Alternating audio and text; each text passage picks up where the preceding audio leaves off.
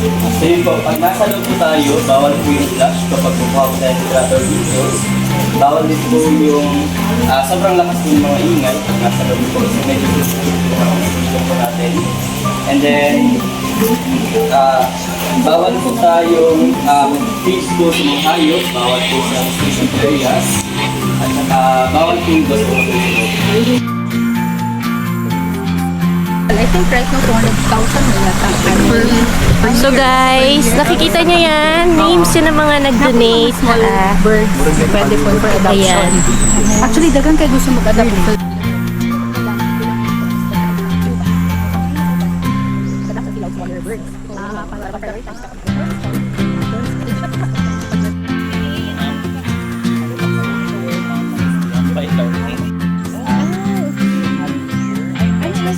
Ayan.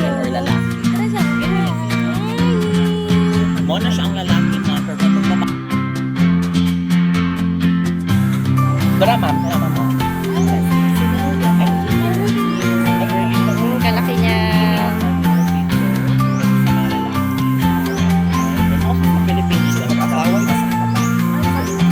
Mga sponsors.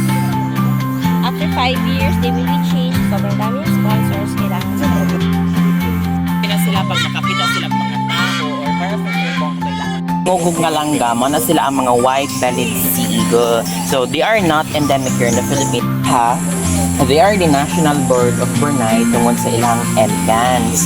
And then, makita gid po na sila din sa Pilipinas but it's rarely lang. So rare makita sila sa mga dagat. Maligaw-ligaw sila sometimes.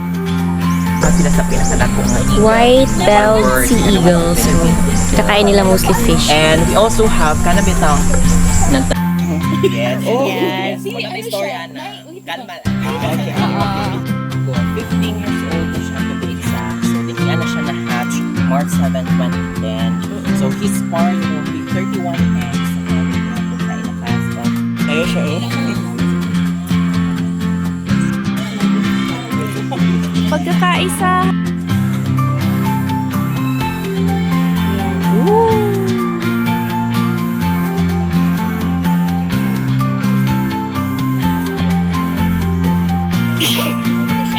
Mugato, ibex, and gooch. Eh, kaya pala. Kambini si JCI. Then, ang meaning sa Marahute is the goal is sila aggressive. Pwede na tanggalon ang boundaries sa tunga and ipadayon ang nila ang breeding. Kasi mag-iiping yan na wala pang nakakabuo. Yes. And Hi, Nalia. Ay, pangarap. So, this is pangarap. Bago. Sana all.